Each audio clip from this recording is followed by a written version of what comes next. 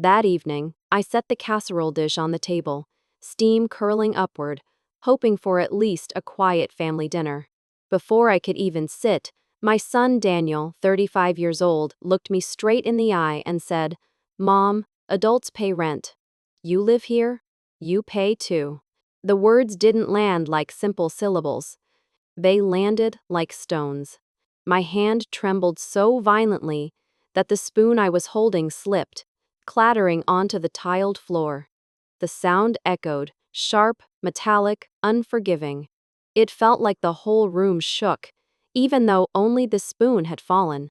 I stared at him, searching his face for a hint of humor, some trace that he was joking.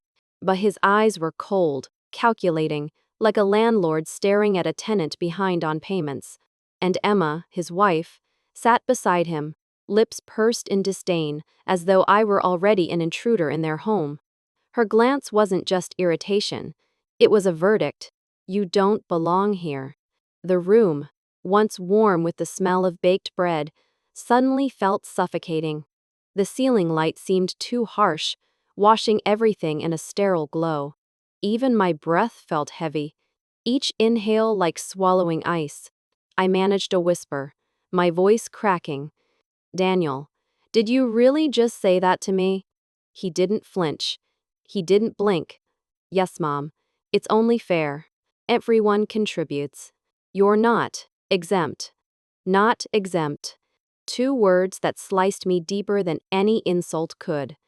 I raised him through nights of fevers, through years of scraped knees, through college loans that swallowed half my savings. And now, in this house that my money helped purchase, I was suddenly a burden to be billed. I felt my knees weaken, so I gripped the back of a chair to steady myself. The chair was wooden, smooth from years of use. A piece of furniture I had once helped pick out with him, back when he still smiled at me like a son should. Now, it was the only thing keeping me from collapsing onto the floor. Emma finally spoke, her tone laced with irritation. "Daniel's right. We can't carry everyone. If you want to live here, Margaret, you need to pay your share." The way she used my name, Margaret, not Mama, not even a mother, froze my blood. I was no longer family. I was a tenant. And worse, a tenant unwelcome. My lips quivered. I wanted to scream. I wanted to remind them of every check I had written, every dollar funneled into this very roof, every night I stayed awake so Daniel could rest easy. But the words lodged in my throat, choked by the raw ache of betrayal. Instead, silence filled the space. Only the faint hum of the refrigerator and the ticking of the kitchen clock dared to move. Time seemed to mock me. Tick, tick, tick. "How much longer until you are replaced?" I sank into a chair, staring at the casserole cooling on the table. Just minutes ago, it symbolized comfort, home, love. Now, it was nothing but food no one wanted, prepared by hands no one respected. Emma crossed her arms, her diamond bracelet catching the light. That glimmer felt cruel, like a reminder of everything I had given, everything that had been taken from me. Daniel leaned back, arms folded, waiting for me to respond. Not as a son desperate for his mother's love, but as a man negotiating with a stranger. I finally forced out words, though they came out thin, almost broken. I thought, I came here to be with family, to feel warmth again. Daniel exhaled sharply, impatient. "Mom, don't make this dramatic. It's just practical. Either you pay, or..." He didn't finish. He didn't have to. The unspoken threat hung heavier than any spoken word. I turned my head, and in the reflection of the kitchen window, I saw myself. Gray hair falling over a lined face, eyes wide with disbelief. For 62 years, I had been mother, provider, protector. But that night, staring into my own reflection, I saw only what they saw, a wallet with legs. I swallowed hard, my throat dry as desert sand.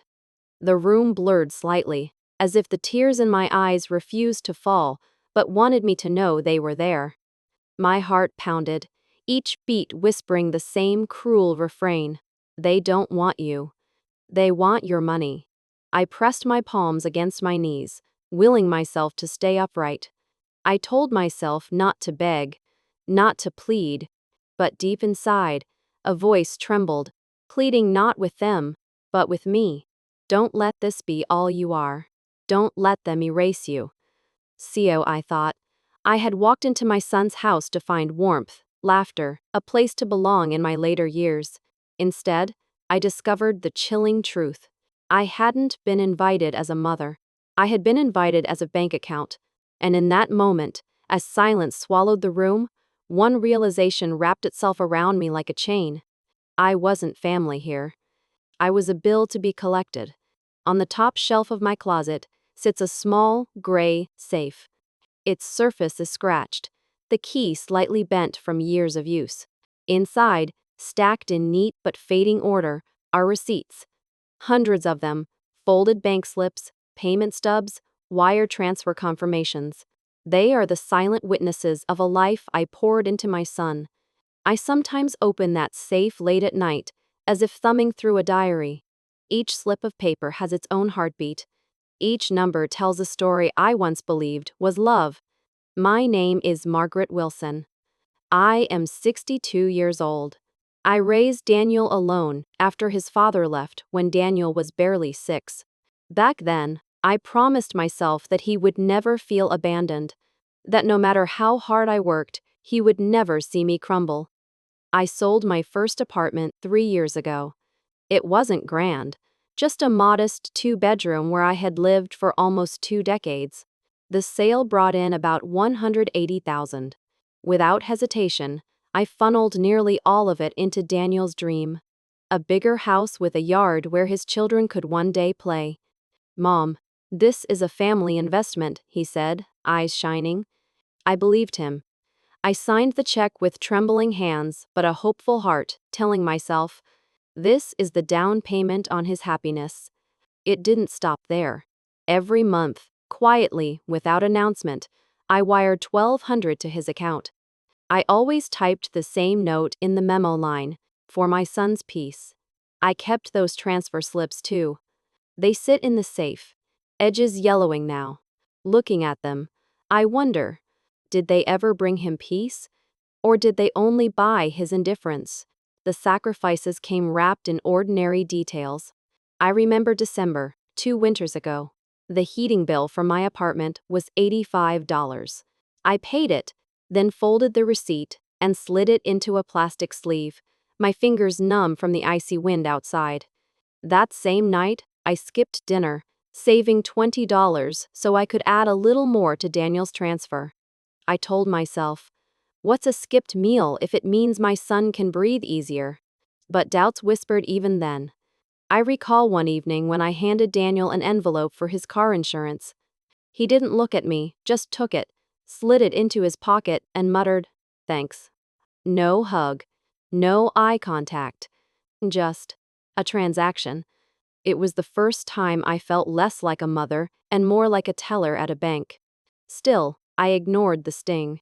I told myself he was busy, tired, stressed. Mothers make excuses. We are masters at it.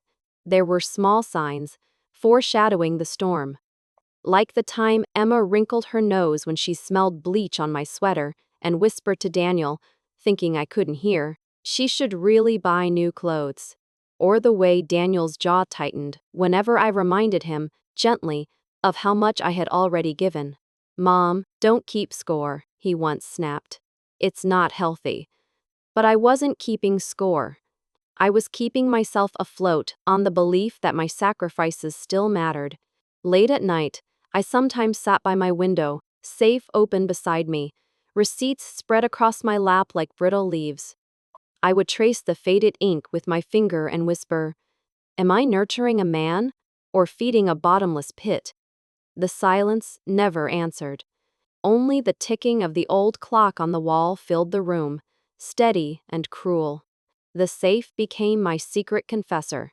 The first time I locked away a receipt, I felt proud, like I was building a record of my devotion. The 100th time, The lock clicked shut with a different sound.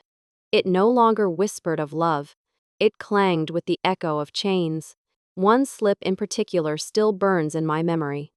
It was dated July 15, the year Daniel bought his house, 47,800. The final chunk of my savings wired to his mortgage. I remember standing in the bank, pen shaking in my hand as I signed the authorization. The clerk smiled and said, "Generous gift."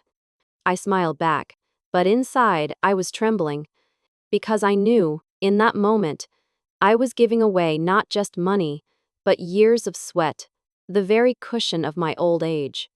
I told myself, he will remember this.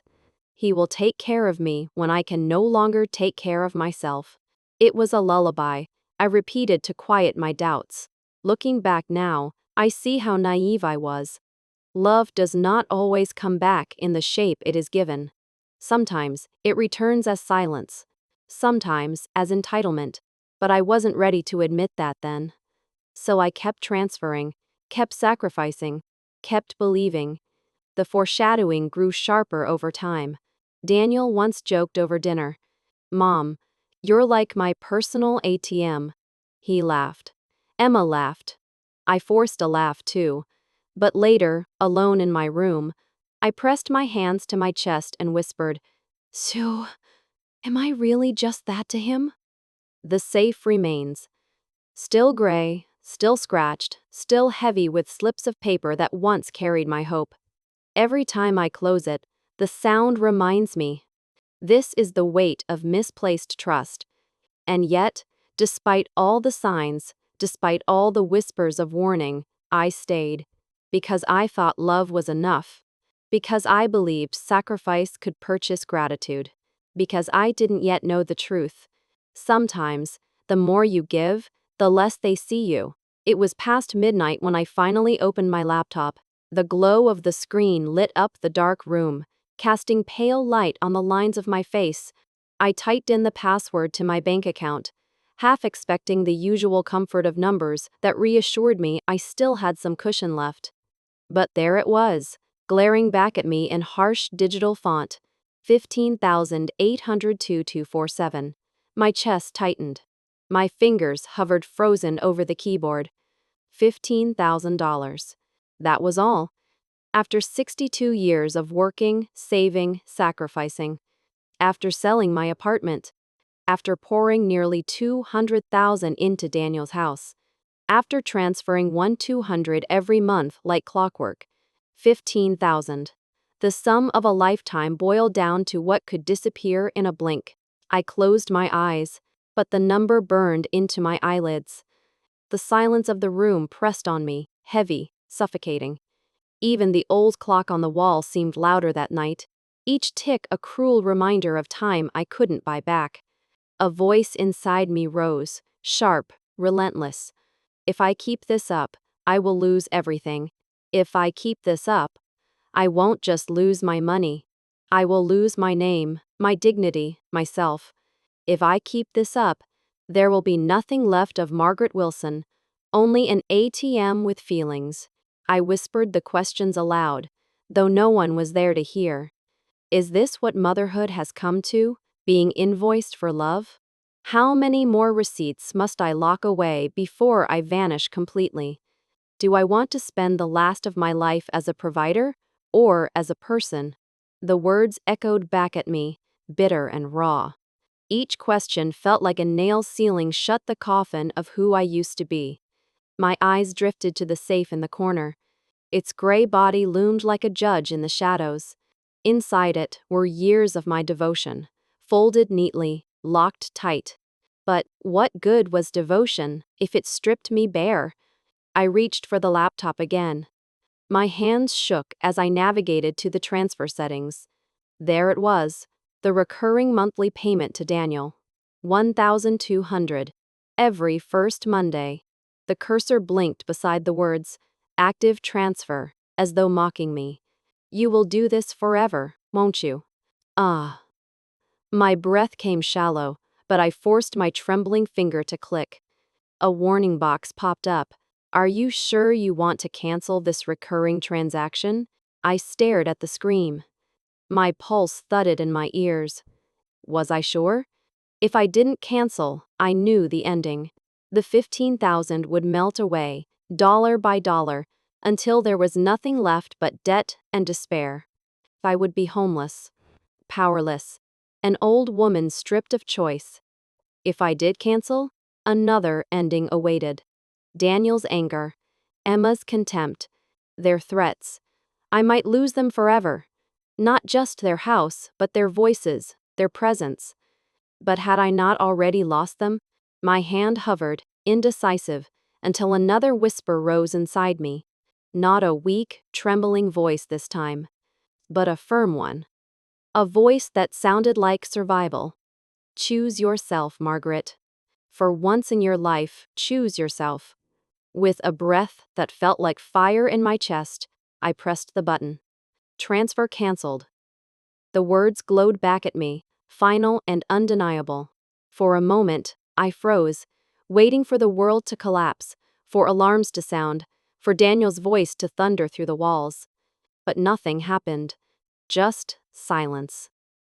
And in that silence, I felt something I hadn't felt in years: control.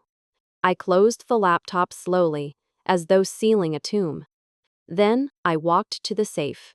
The metal felt cold under my palm. I opened it one last time, staring at the mountain of receipts, the paper trail of my own undoing. Tears stung my eyes, but not of weakness, of clarity. I whispered to the slips of paper, "You no longer own me." And with a sharp twist of the key, I locked the safe. The click echoed through the room, crisp and final. It wasn't just metal on metal. It was a door slamming shut on years of exploitation. It was a key turning inside me. That night, I didn't sleep. I sat in the dark, listening to my own breath, lighter than it had been in decades. I thought of everything at stake: the roof over my head, the little money left, the fragile threads still connecting me to my son. I knew I might lose all of it. But for the first time, the thought didn't paralyze me, because losing everything was no longer my greatest fear. Losing myself was. And so, in that quiet room, with the safe locked and the transfer canceled, I drew a line no one, son or stranger, would cross again. The living room used to smell of Sunday pancakes and crayons scattered by little hands. Now it smelled of tension. Sharp, metallic, like the air before a storm.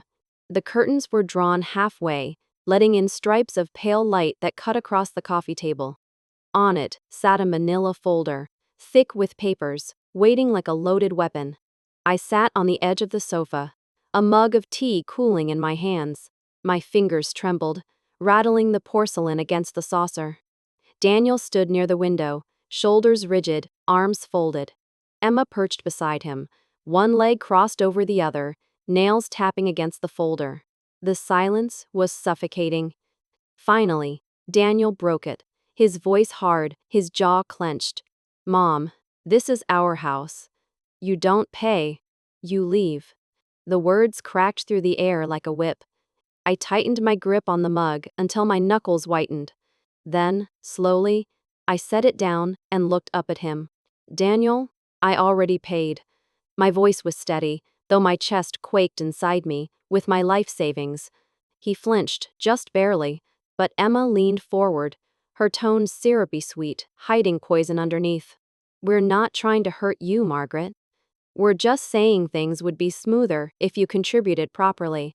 Sign this, and everything will be easier." She slid the folder across the table toward me. The sound of paper dragging against wood felt louder than thunder. A pen rolled on top, stopping right in front of me. I stared at it, the ink glinting in the strip of sunlight. It was more than a pen. It was a leash. I shook my head slowly. "No. I am not signing away my soul." Emma's smile vanished, replaced by a thin line. Daniel slammed his palm against the table, making the pen jump. "Don't be dramatic, Mom. We're protecting you. If you just sign, you'll never have to worry about bills or banks again." I let out a bitter laugh, low and cracked. Protecting me? Daniel, I bought these walls you stand in. And now you want me to sign them away? His eyes flashed, voice rising. Stop acting like a martyr. You gave because you wanted to. Don't hold it over us. I leaned forward, meeting his gaze. I gave because I loved you. But love isn't supposed to erase me. Emma crossed her arms, rolling her eyes. Honestly, this is exhausting. You either trust us enough to sign, or maybe this arrangement doesn't work anymore. Her words sliced sharper than Daniel's anger. I steadied my breath, though my heart thundered. You want me gone. Daniel's silence confirmed it more than words ever could. His jaw locked, eyes fixed on the floor. The room shrank around me. The folder on the table seemed to grow larger, heavier, its edges sharp enough to cut skin. I could hear the refrigerator humming, the clock ticking, the faint buzz of a light bulb overhead. Every sound was a reminder. This was no longer home. This was a battlefield. I reached into my bag and pulled out a smaller folder. My receipts neatly stacked, my proof of every sacrifice. I placed it gently on the table, next to their folder of demands. Here, I said, my voice firm. This is what I've already given. Hundreds of pages. Years of work. Do you call that nothing? Daniel glanced at it, then away, as if the sight of truth burned him. Emma sneered. Paper doesn't put food on the table today. We need real support, not old stories. My fingers brushed the receipts, feeling their fragile edges. These aren't stories. These are pieces of me. And I won't let you bury them under your lies. The argument escalated, each word another stone thrown.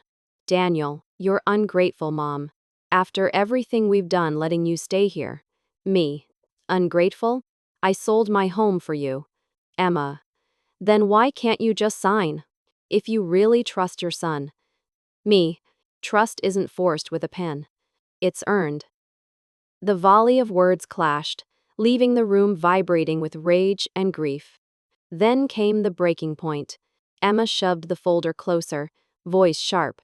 Sign it, or we'll have no choice but to take legal steps. You'll lose more than just this house. Her threat hung in the air, heavy as smoke. Daniel looked at me then, not as a son, but as a man cornering his prey. Something inside me snapped. The trembling stopped.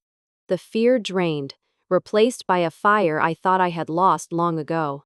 I straightened my back, lifted my chin, and spoke, each word a stone wall.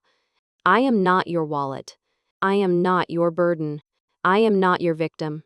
I locked eyes with both of them. I am Margaret Wilson. The silence that followed was deafening. Daniel's lips parted, but no sound came. Emma's face tightened, frustration flickering into disbelief. I gathered my folder of receipts, clutching it to my chest like a shield. My hands still shook, but it wasn't fear anymore. It was power. Daniel muttered under his breath. Fine. Have it your way. Emma grabbed the folder from the table, shoving the pen back into her bag with a snap. They stormed out of the room, footsteps pounding down the hall. The front door slammed, rattling the picture frames on the wall. And then, silence again. Only me, the ticking clock, the cooling tea. I sat back, exhaling slowly, my whole body trembling from the weight of the moment. For the first time in years, I had stood my ground. I was no longer the silent provider, no longer the open wallet. I was a woman reclaiming her name. I whispered into the stillness, tasting the words like new air. I am not a walking wallet. I am Margaret Wilson. The sentence echoed inside me, not as a fragile defense, but as a promise. And though the room felt emptier than ever, a new fire smoldered in my chest. One that no signature, no threat, no demand could extinguish. The envelope arrived on a Tuesday morning. Thin, white, official-looking. I thought it might be another electricity bill, but when I tore it open, my hands froze. Inside was a court summons. Daniel had filed a lawsuit against me, claiming I had failed to contribute to our agreed living arrangement. My knees buckled. The paper slipped from my fingers, fluttering to the floor like a bird shot from the sky. I pressed my palm to my chest, trying to steady the thundering inside. It felt as though a stone had been placed squarely on my ribs, pressing harder with each breath. By noon, the whole neighborhood seemed to know. At the grocery store, whispers followed me down the aisles. "She's being sued by her own son," one voice hissed. Another, "Maybe she really was freeloading. You never know." Their words clung to me like burrs. I kept my head down, clutching a basket of milk and bread, but every sideways glance cut deeper than Daniel's accusations ever could. I had not only lost my son, I was losing the little dignity I had left in the eyes of the world. That evening, my neighbor Lucy knocked gently on my door. She was in her 70s, silver-haired, eyes kind but fierce. When I showed her the summons, my hands still trembling, she clasped mine in both of hers. "Margaret," she said firmly, "you've already given too much. Now, take it back." Her words were like a lifeline tossed into stormy waters. For the first time that day, I inhaled without choking on fear.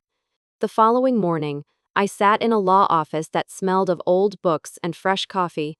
Across from me was Michael Reed, a lawyer barely in his 30s, suit slightly too big, but eyes sharp as a hawk. He flipped through the papers Daniel had filed, lips tightening. "Mrs. Wilson," he said, voice steady, "truth leaves footprints. We will follow them." Something in the way he said it, calm, unshaken, made me believe him. For the first time since that cursed envelope, I didn't feel entirely alone. But the other side wasted no time. Within days, Daniel's lawyer submitted evidence that I had never financially supported the household. Fake documents appeared, statements showing no transfers, contracts I had never signed. I nearly fainted when I saw a forged signature, my name scrawled in a handwriting that tried to mimic mine but faltered in the loops. "Look at the date," Michael pointed out. "March 12th. On that day, you were admitted to the hospital for pneumonia, correct?" I nodded, remembering the IV drip, the beeping machines. "Then we'll prove you couldn't have signed a thing." Still, the audacity chilled me. My own son had authorized lies. Lies so polished they could convince strangers that I was a leech. Meanwhile, whispers in town grew uglier. At church, someone muttered as I walked past, "She should be ashamed." I wanted to shout. I paid for his house. I fed him my life savings. But my throat closed up, sealing the words inside. Nights were the worst. Alone in my room, the safe still heavy in the corner, I replayed the past in loops. Had I been blind all along? Had every "thank you" been just another step toward betrayal? Michael encouraged me to gather everything. Receipts, bank slips, even notes scribbled in margins. One by one, I pulled them from the safe. The stack grew until it covered my entire kitchen table. "Paper can lie," Michael said, tapping the forgeries. "But paper can also tell the truth, and we'll make sure yours speaks louder." There were moments of relief, too, like breaths between waves. Lucy began dropping by daily, sometimes with fresh bread, sometimes just with silence that comforted more than words. One evening, she set a jar of homemade jam on my counter and said simply, "You're stronger than you think, Margaret. Don't let them rewrite your story." And an old friend from work, Helen, called after hearing rumors. When I broke down, confessing I felt like the world was against me, she said softly, "Not the world. Just two people too blind to see your worth." Her words steadied me like a hand on my shoulder in the dark. But Daniel's side pressed harder. They sent letters threatening to seize what little money I had left. Their lawyer claimed I had verbally agreed to hand over remaining assets in exchange for housing. I stared at the words, bile rising in my throat. I had made no such promise. Yet now it was printed, official looking, stamped with seals. Michael reassured me. they're bluffing. But we'll need to fight every lie with a fact. So we did. We cross-checked bank logs, printed timestamps, even pulled old voicemail recordings where Daniel himself had thanked me for transfers. Each piece felt like reclaiming a splinter of my stolen truth. Still, doubt gnawed at me in the quiet hours. What if the judge believed Daniel? What if the forged papers outweighed my crumpled receipts? What if society decided I was exactly what they whispered? An old woman sponging off her son. I lay awake at night, staring at the ceiling, heart racing. I wasn't just fighting for money. I was fighting for my name. For Margaret Wilson not to vanish into a caricature of greed. One evening, after another meeting with Michael, I sat by the window watching dusk settle. The street outside glowed orange under the lamppost. Lucy waved from her porch, raising a cup of tea in silent solidarity. I raised mine back, the smallest of smiles tugging at my lips. For the first time in weeks, I felt a flicker of something I thought I'd lost. Hope. But deep inside, fear still coiled like a snake. Because I knew Daniel. He was stubborn, relentless. If he was willing to forge my name, what else was he willing to do? The thought haunted me as I crawled into bed. I whispered into the darkness, voice breaking, "Will Dreeth be enough? Or will I be buried under their lies?" It was a rainy Thursday night when I opened the drawer of my desk, searching for an old receipt to add to Michael's growing pile of evidence. The lamp on my table flickered, casting uneven shadows across the scattered papers. I pulled out a thin envelope, one I didn't remember placing there. Curious, I slid it open. Inside was a photocopy of a document. My eyes skimmed the title, Power of Attorney. My breath caught. Halfway down the page, my name appeared. And, at the bottom, my signature. Only, it wasn't mine. The paper felt cold in my hands, as if it carried the chill of betrayal itself. The ink strokes were clumsy, the loops of the M stiff, the tail of the N jagged where mine always curved.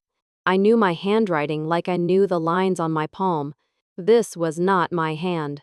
Tears welled, blurring the black letters. I whispered to the empty room, voice shaking but sharp, "This is not my hand. This is their lie." The clock on the wall ticked louder, each second pounding into my skull.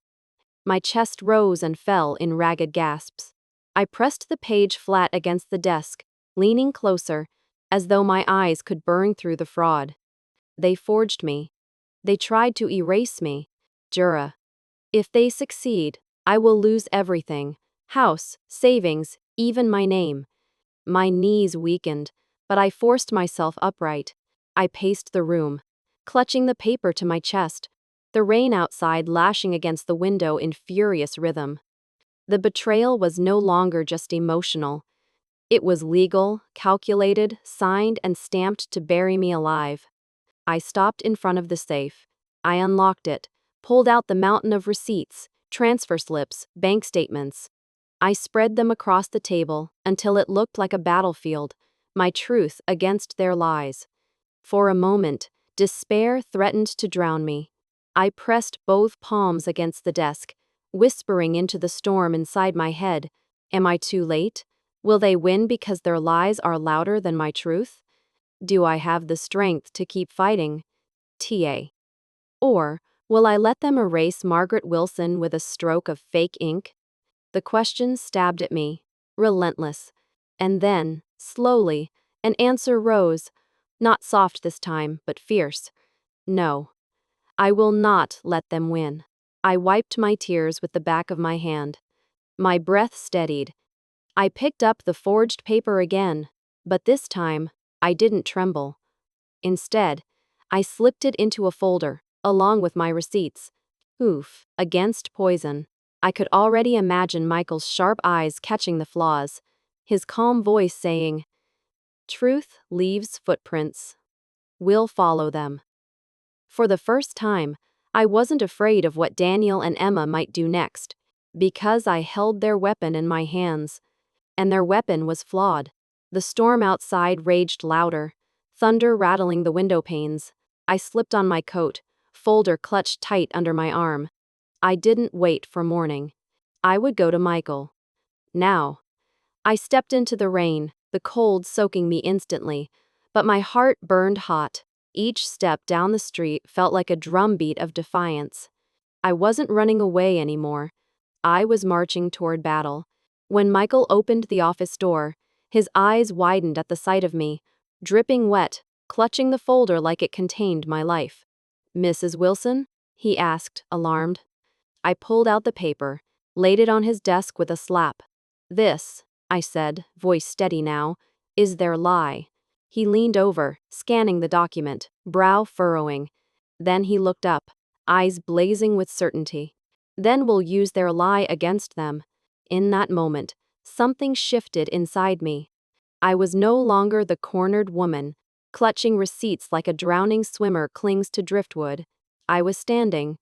I was ready. From that moment on, I wasn't just defending myself. I was fighting back. The days leading up to the trial blurred together, a haze of paper, ink, and sleepless nights. My kitchen table had transformed into a battlefield. Stacks of receipts, bank transfers, and utility bills spread across it like weapons lined for inspection. Each slip of paper was no longer just proof of money spent. It was ammunition in the fight for my name. Michael sat across from me, sleeves rolled up, his tie loosened. He tapped a pen against a forged document, frowning. "We'll dismantle this piece by piece," he assured me. "Truth doesn't need to shout. It just needs to be steady." I nodded, though inside, my stomach twisted. Could my trembling voice ever be steady enough? Every evening, after sorting papers and highlighting dates, I stood in front of my bedroom mirror. At first, my reflection looked like a stranger, hair slightly disheveled, shoulders slumped, eyes haunted. I took a breath and began to rehearse. "My name is Margaret Wilson. I supported my son financially for years." The words cracked, my throat tightening. I sounded less like a witness, and more like a woman begging to be heard. Tears welled, threatening to drown the words altogether. I pressed my hands against the dresser, staring at my reflection. "Again," I whispered to myself. The next day, Michael joined me for rehearsal in his office. "Let's try this," he said gently. "Introduce yourself. Tell the court why you're here." I tried again. "My name is Margaret Wilson, 62 years old. I—" My voice wavered, the syllables trembling. Michael leaned forward, his eyes unwavering. "Say it again," he instructed. "But this time, say it like you own your life." I swallowed hard. Something in his tone struck deep, a reminder of all the years I had let others write my story. I straightened my back, met his gaze, and said again, louder this time, "I am Margaret Wilson, and I owe no one my freedom." Michael smiled faintly, tapping the desk. "That," he said, "is the woman the court needs to hear." Support began to arrive in unexpected ways. Lucy, my neighbor, appeared at my door one morning holding a basket of warm muffins. "Fuel for battle," she said, pressing it into my hands with a wink. Helen, my old colleague, mailed me a handwritten note. "Remember, Margaret, you raised a son on your own. You can face this too." Even the cashier at the corner store, who once whispered about me, now offered a quiet nod of encouragement when I bought groceries. Word had spread, not just the lies Daniel fed the courts, but also the truth whispered from friend to friend. Each gesture was small, but together they felt like a chorus at my back. For the first time, I wasn't walking into this storm alone. Nights were the hardest, but also the most transformative. I would sit with my recorder, practicing my testimony aloud. When I played it back, the first recordings were shaky, almost desperate.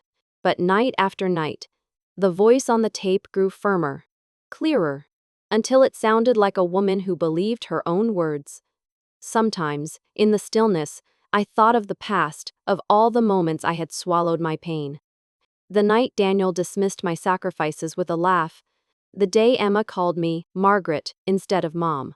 The countless evenings I cried quietly into a pillow, too afraid to disturb anyone with my sorrow.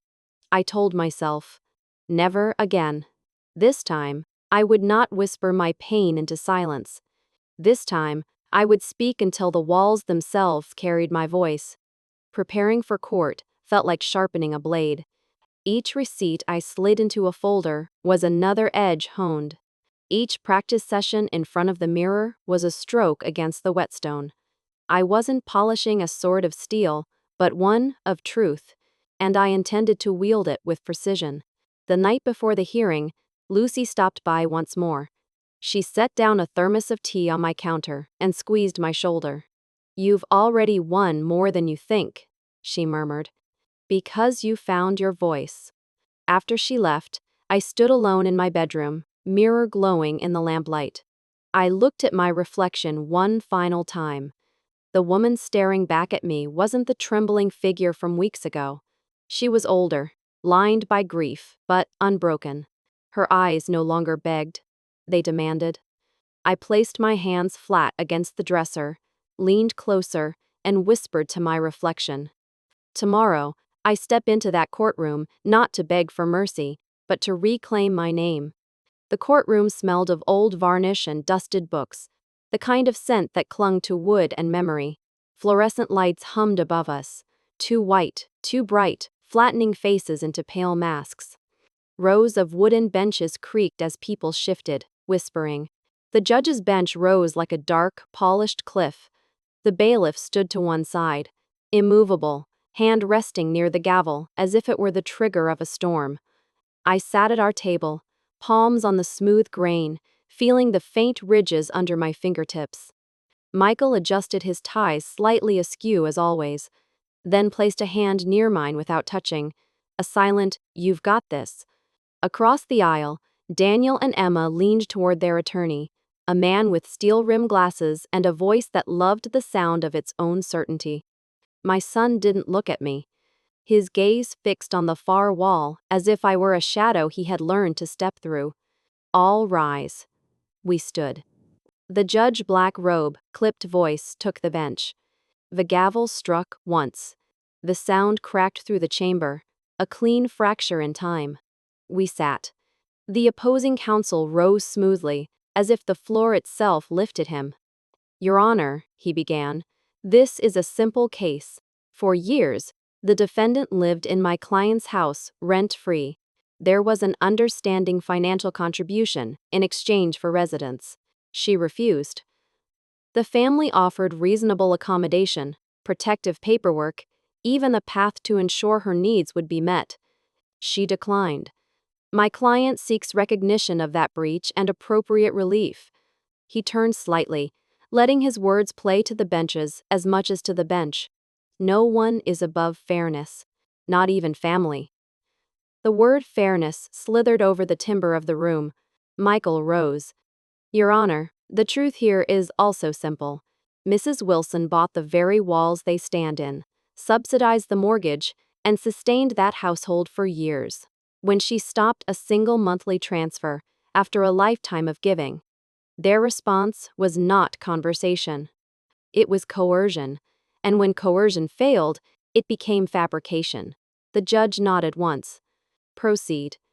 The other lawyer called his first witness, Daniel.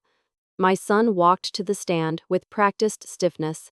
He swore in, voice steady, eyes skimming past me like wind over stone. "Mr. Wilson," counsel said, "did your mother pay rent?" Daniel's jaw tightened. "No. Not consistently. She stopped contributing." "Was there an agreement?" "Yes. We discussed that she would help with household expenses if she chose to live with us." "Did you attempt to formalize that?" "We did. We offered a power of attorney arrangement for easier management in emergencies." She refused. A murmur pricked the benches. The attorney smiled faintly. "And the burden on you and your wife." Daniel's mouth thinned. "Significant." My breath thudded in my ears. The air felt thin, as if someone had lowered the ceiling. He had picked his words like a lock, and the door they opened was a room full of strangers. "Cross," the judge said. Michael approached, a file in hand. Mr. Wilson, how long have you owned your current home? 3 years. And who supplied the down payment? Daniel's throat bobbed. We all contributed. Michael lifted a page. Your Honor, Defense Exhibit B, cashier's check for $47,800, remitted by Margaret Wilson to the mortgage lender on July 15 of that year. He slid the copy to the clerk, then to the witness. Is that your mother's name? Daniel stared. The paper reflected in his glasses. Yes. And this, Michael continued, Defense Exhibit C, monthly bank transfers of $1,200 from Mrs. Wilson to Mr. Wilson for 30 consecutive months. Memo line reads, For my son's peace. Do you deny receiving these? Silence stretched. Somewhere behind me, a bench creaked. No, Daniel said at last. Thank you. Michael's tone was almost gentle. So when you testified that she did not contribute, that wasn't accurate, was it? Daniel's fingers twitched on the wooden rail. She stopped. After 3 years of substantial support, he didn't answer. Michael let the quiet sit like a weight. No further questions. Emma was next. She spoke with careful brightness, every word lacquered. We tried to help her. We asked her to sign for emergencies. We wanted stability. Michael offered a single page beneath clear plastic. Mrs. Wilson, is this the power of attorney you reference? Emma's eyes flicked. A copy, yes. Whose signature appears at the bottom? Margaret's. He nodded. Your Honor, Defense Exhibit F and Defense Exhibit G. Hospital records confirming Mrs. Wilson was admitted for pneumonia the very day this document was allegedly signed, under continuous care with IV treatment from 8:14 a.m. to 6:52 p.m., like Depper Medical. Note the timestamp on the POA, 2035 p.m. The judge's brows inched together. Michael's voice stayed mild. Mrs. Wilson, can you explain how Margaret signed at a notary office while receiving intravenous therapy across town? Emma's smile cracked. I don't manage timestamps. Michael didn't chase. He let the fact settle, like dust in a shaft of light revealing what's been there all along. No further questions. Then their side called a family friend, a man I barely knew, who declared he had often heard me refuse to contribute. Under cross, Michael asked for dates. The man gave one. Michael slid a calendar forward. That was the week Mrs. problem. Wilson was visiting her sister out of state. The man cleared his throat, correcting himself to another date. Michael lifted a receipt for a locksmith. My front door had been rekeyed that afternoon, by me, alone. The friend excused himself with a cough that sounded like retreat. When it was our turn, Michael stood taller, his voice no louder, but somehow larger. Defense calls Dr. Patel. A woman in a charcoal blazer took the stand, stethoscope absent but authority intact. I'm Mrs. Wilson's primary physician. Doctor, in your professional opinion, is Mrs. Populo Wilson cognitively capable of managing her finances and consenting to legal documents? Yes. Her assessments are normal for her age. She's careful, oriented, and her signatures are consistent. She also has a documented hospitalization overlapping the alleged notarization. Thank you. We called Mr. Alvarez, the locksmith with oil-stained hands and a memory for hinges. He swore in, eyes crinkling. Mr. Alvarez, on April 3, 2 years ago, were you called to 17 Hallcrest Lane? Yes. By Mrs. Wilson. Rekeyed 2 locks. She paid cash. Do you recall why she said she needed the change? She said her keys kept going missing. A faint stir ran through the gallery. Michael offered a nod. No further questions. Lucy took the stand last of our lay witnesses. She wore her Sunday blue dress, the one with a neat white collar, hands folded on her lap. Ms. Green, Michael asked gently, do you know Mrs. Wilson? For 20 years, she said. She's the kind who brings soup when you're sick and won't take your money for it. Have you observed her supporting her son? I have watched her walk to the bank in the rain, Lucy said, voice clear, and come home with receipts she tucked into a little plastic sleeve like they were cherries from a tree she'd grown herself. She gave and gave. We all saw it. Some chose not to. The judge didn't move, but something in the room did. A tilt. A redistribution of weight. Then it was my turn. My knees wanted to soften, but I forced them still. I swore in and took the seat. The wood felt cool through my skirt. I folded my fingers together and thought of the mirror, of Michael's instruction. Say it like you own your life. State your name, the clerk said. I am Margaret Wilson. Michael kept his distance, a respectful orbit. Mrs. Wilson, why are you here today? To reclaim my name, I said. To return my life to myself. He nodded. Please tell the court what you contributed to your son's household.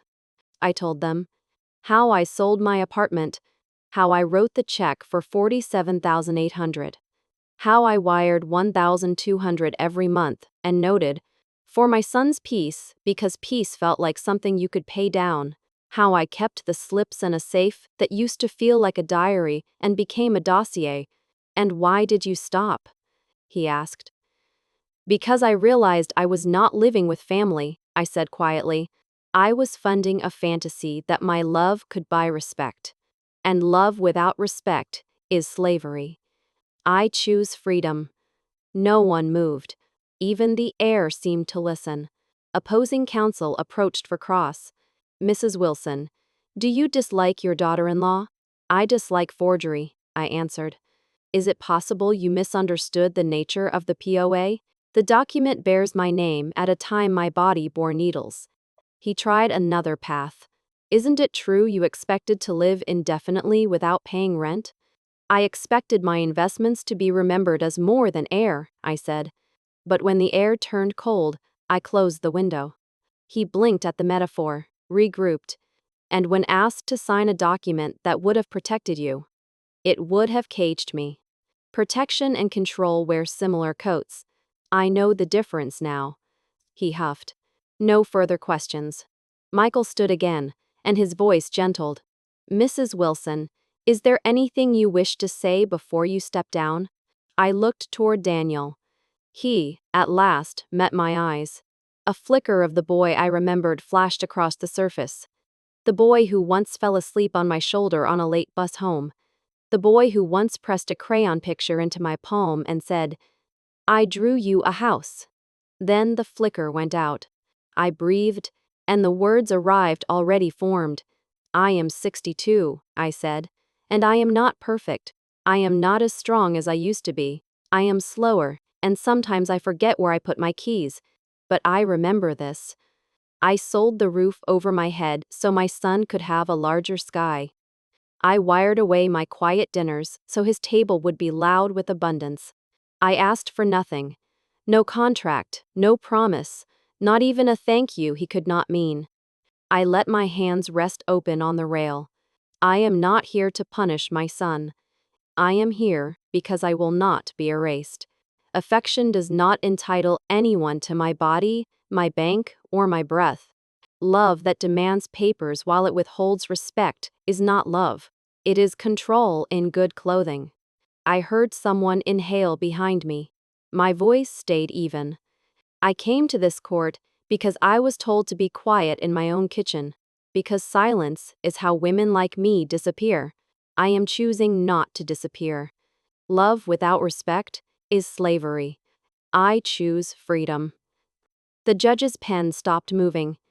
The gallery made the soft, collective sound that happens when many people swallow at once. We rested. Opposing counsel performed a last flourish of summary contracts, family expectations, fairness. Michael answered with 5 minutes of calibration. Numbers, dates, the unassailable geometry of time and place. The POA's timestamp against the IV drip. The mortgage check against the lie of rent-free. The chorus of small truths that together make a cathedral. The judge leaned back, hands steepled, eyes narrowed, not in suspicion, but in concentration. It was quiet enough to hear the heating vent exhale. Then the judge sat forward. "Mr. and Mrs. Wilson," the judge began, and my heart lurched at the plural that did not include me. "This matter is not, as counsel suggested, simple. It is painfully human. But the law, in this instance, has been made clear by the evidence." A pause. The room hung on the pause like a cliffhanger. "The court finds that the defendant, Margaret Wilson, substantially contributed to the acquisition and maintenance of the property in question, and that the plaintiff's claims regarding non-contribution are unsupported by credible evidence. The power of attorney document presented by the plaintiff is rejected as unreliable and likely fraudulent, given the incontrovertible medical records. Any implied threats or attempts to coerce signature are noted with concern." The judge's eyes lifted, heavy with the kind of disappointment that belongs to teachers and parents. "The plaintiff's petition is denied in full." The gavel rose. It fell. The sound did not just strike wood, it rang through bone. For a heartbeat, no one moved. Then air rushed back, a collective unspooling. Somewhere behind me, Lucy let out a tiny, triumphant, "Yes," quickly muffled. I didn't cry. Not then. My eyes stung, but the tears learned a new trick. They cooled instead of burned. My shoulders lowered half an inch, and in that half inch, I found a new spine. Michael squeezed my shoulder, once, firm. "You did it," he murmured. "No," I said, astonished at the steadiness of my own voice. "We told the truth. It did the rest." Daniel stood slowly, face pale, lips bitten, colorless. He adjusted his cufflink, the same way he did when he was 8 and about to lie to me about broken glass. Emma tugged at his sleeve.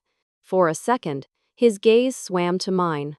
It did not ask for forgiveness, nor did it offer apology.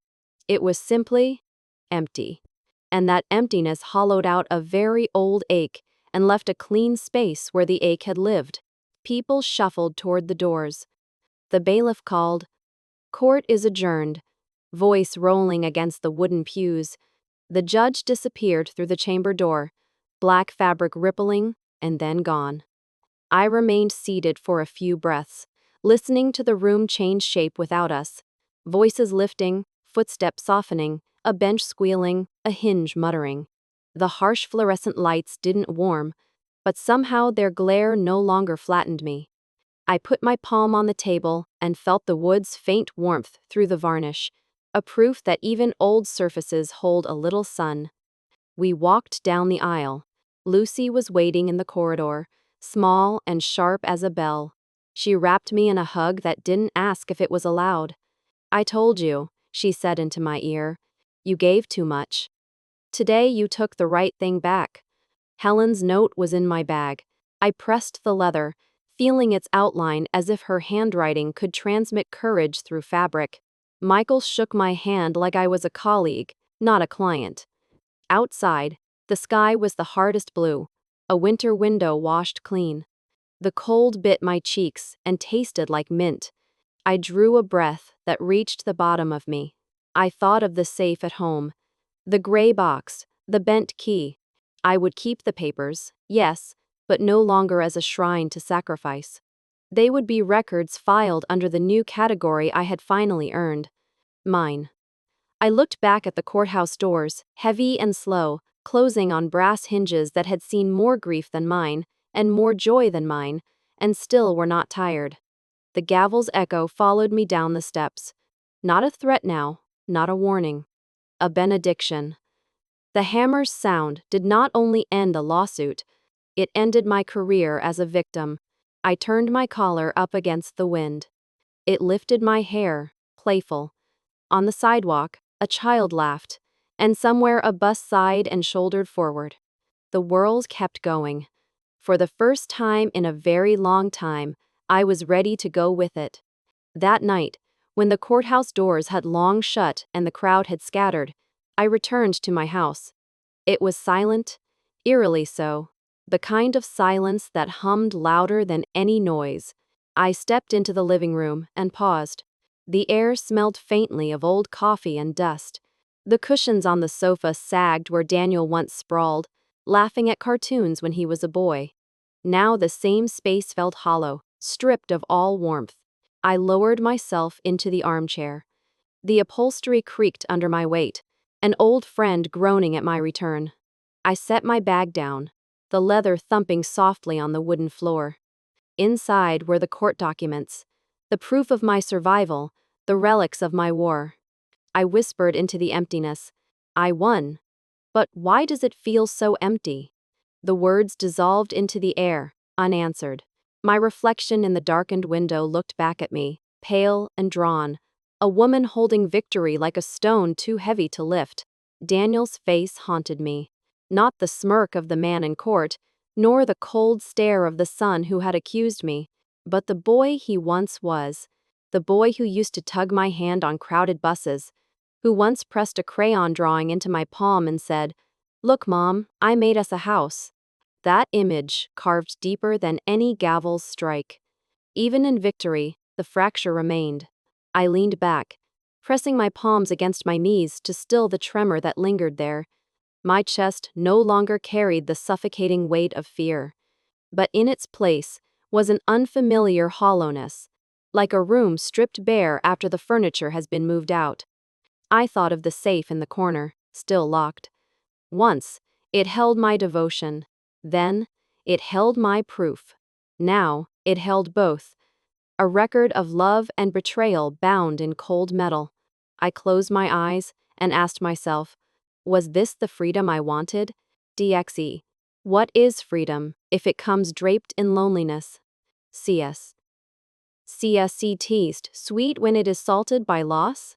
The clock ticked on, each sound another reminder that time moves forward, even when the heart lingers behind.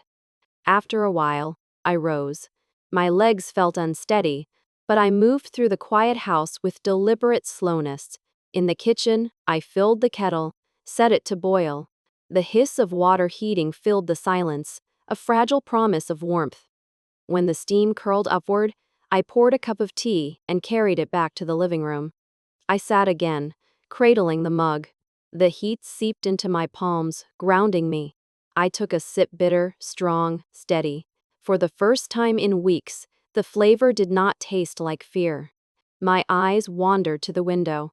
The night outside was black velvet, punctured by a few shy stars. I rose, opened the glass pane, and let the cold air rush in. It stung my cheeks, but cleared the heaviness in my chest. Beyond the yard, Lucy's porch light glowed faintly, a reminder that even in the deepest dark, someone nearby still kept watch. I smiled, small but real. I thought back to the court, to the sound of the gavel. Sharp, final, liberating. It had ended a case, yes, but more than that, it had ended a lifetime of silence. I no longer needed to beg to be seen. The truth had spoken, and I had spoken with it. And yet, truth does not stitch back broken bonds. It does not turn an estranged son into a child again. It cannot refill the chair across from me, forever empty tonight. I finished my tea, set the mug down, and rose once more. My feet carried me to the small garden behind the house. The night air smelled of damp soil and fallen leaves. I bent down, touched the earth with my fingertips. Cold, rough, alive. I whispered into the darkness, maybe this is where it begins again. When I returned inside, I no longer looked at the safe with dread. It still held the scars of my past.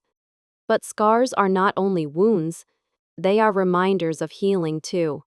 I climbed the stairs, slower than I once could, but steady. In my bedroom, I turned off the lamp and lay down. The mattress sighed beneath me. The sheets smelled faintly of lavender detergent. I closed my eyes, hearing again the gavel's echo, the final strike. Not a sound of punishment anymore, but of release. The morning sun spilled across the balcony, turning the sea below into sheets of silver. I stepped out barefoot, the wood cool beneath my soles, and lifted a cup of coffee to my lips. Steam curled upward, mingling with the ocean breeze. The cup felt almost weightless in my hand, so different from the phone that once dragged my spirit down like an anchor. For the first time in years, I breathed without heaviness. The air was salted, clean, alive. Each wave against the shore sounded like applause for survival. I had sold the old house, the one that had been both battlefield and prison. I packed what mattered: photographs, a few notebooks, the safe with its receipts, and let the rest go. The day the realtor's pen scratched across the final contract, I felt a chapter close with the finality of a slammed door. The apartment I chose was small, modest, tucked near the coast. But its windows opened wide, and every evening the horizon painted itself in colors that reminded me freedom has more shades than sorrow ever could. Mornings became rituals of peace instead of dread. I no longer woke to the vibration of my phone, waiting for Daniel's requests or Emma's cold remarks. Instead, I woke to gulls calling, waves whispering, and the aroma of fresh coffee drifting from my kitchen. Where once my hands trembled, opening envelopes of demands, now they trembled only when guiding a paintbrush. Yes, painting. I signed up for an art class at the community center, something I had always wanted to try, but never allowed myself. The first time I dipped the brush into blue and drew a wavering line across canvas, my heart swelled like I had unlocked a secret door. Each stroke was imperfect, uneven, but wholly mine. And each time I rinsed the brush in a glass jar of water, the cloudy swirl felt like proof that transformation is messy and beautiful. I laughed with strangers in that class.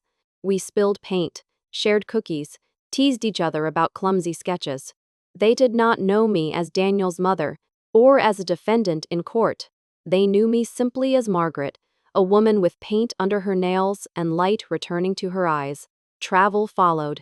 For years I had clipped photographs of Italy from magazines, folded them into a drawer, and whispered, "Someday." Now, someday arrived. I stood under the Roman sky, watching doves sweep across the ruins.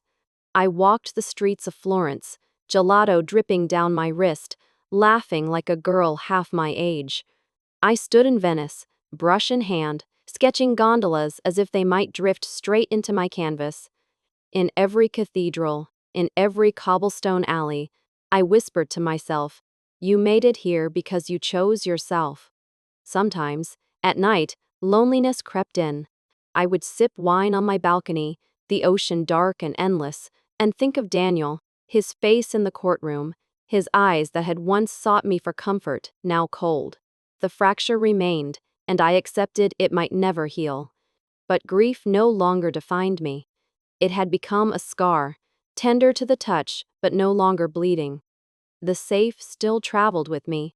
It sat in my closet now, lighter than before, not because it carried fewer papers, but because its weight no longer crushed me. Where once it symbolized exploitation, it now reminded me of endurance. I even taped a new note inside the door, written in bold pen. "This safe belongs to Margaret Wilson, and so does her freedom." I often thought of symmetry. The story had opened with heaviness, my hand clutching a phone, numbers draining from my account, the weight of silence pressing down. It closed with lightness, my hand holding a paintbrush, a coffee cup, a passport. What once felt like chains now felt like wings. The contrast was stark. Ah. Then, I stared at a glowing screen that drained me. Now, I stare at horizons that fill me. Then, I sat on a sofa, suffocated. Now, I sit on a balcony, the ocean carrying my laughter away. I wrote in my journal one night, "Love is precious, but without respect, it becomes a leash. Sacrifice is noble, but without balance, it becomes a wound. And motherhood is sacred, but without boundaries, it becomes a prison."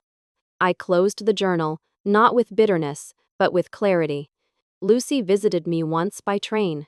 We walked the boardwalk, ate ice cream that melted too fast in the sun. She held my arm and said, "You look lighter, Margaret." And I realized she was right. Not lighter in body, but in spirit. The kind of lightness that comes when you finally set down a burden you should never have carried alone. I no longer sought Daniel's apology. Perhaps one day he would see the truth. Perhaps not. But my life was no longer changed to that hope. I let the tide carry it away. One evening, I set up my easel on the balcony. The sky blazed with orange and violet. Clouds stretched like brushstrokes across canvas. I dipped my brush, my hand steady, and began to paint. Each stroke felt like a conversation between who I had been and who I was becoming. When I leaned back, I realized something astonishing. The painting wasn't perfect, but it was alive, just like me. The world didn't demand I play the role of mother anymore, at least not in the way that had drained me. It demanded something else, something truer. To be the author of my days, the keeper of my own name, the painter of my own horizon. As the evening deepened, I raised my coffee cup one last time. The waves below thundered, then softened, like applause fading into memory. I whispered into the salt air. Life no longer demands that I be a mother to anyone. It demands that I be the master of myself. And the wind carried the words out to sea, where they belonged. Thank you for staying with me until the very end. If you are still here, it means you walked every step of this journey with me.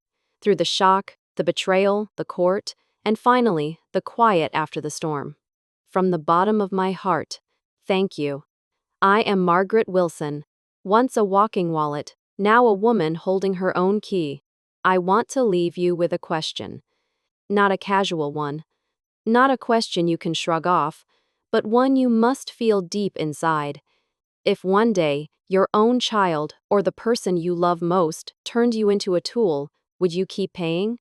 Or would you stand for your dignity? This is not a question for me anymore. I have already chosen. But it might still be a question for you. And only you can answer it. If my story touched something inside you, if it reminded you of your own sleepless nights, your own moments of doubt, then I ask you to do something simple. Share your voice. Leave a comment. Tell me what you would do, or what you already did. Because somewhere, right now, another mother is sitting in silence with tears pressed behind her eyes. Somewhere, a woman is clutching her phone, her bank balance shrinking, her heart shrinking even faster. Somewhere, someone is begging in whispers to be seen. Not as an ATM, not as a servant, but as a person. Maybe your words, your story, your courage will be the lantern she needs in her darkness. If you feel this story deserves to travel beyond these pages, share it. Pass it to a friend, a sister, a neighbor. You never know who might need to hear it at exactly the right time. And if you want to keep walking with me week by week, story by story, then follow along. I promise you more than tales of loss. I promise you tales of rebirth, of women and men who learned to say no, who learned to say yes to themselves, who found the courage to build a new kind of freedom. I am not here to preach. I am not here to beg. I am here because I survived something that nearly erased me, and I refuse to let that survival sit quietly in a drawer. It deserves to breathe. And maybe, just maybe, it can help someone else breathe too. So once more, I thank you. For your eyes. For your time. For your willingness to hear the story of a mother who learned, too late but not too late, that love without boundaries is not love at all. And I leave you with this final truth. I am not an ATM with feelings. I am the keeper of my freedom's key.